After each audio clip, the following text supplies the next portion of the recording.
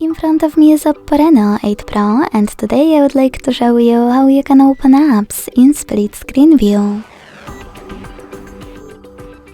Begin by launching one of your apps that you wish to use in this view and accessing it in the background. Then tap on those three dots at the top right corner of it.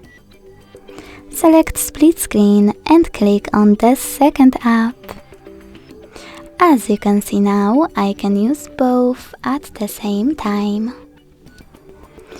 If you want to go back from this mode, drag one of your apps all the way up or all the way down and click on Home button.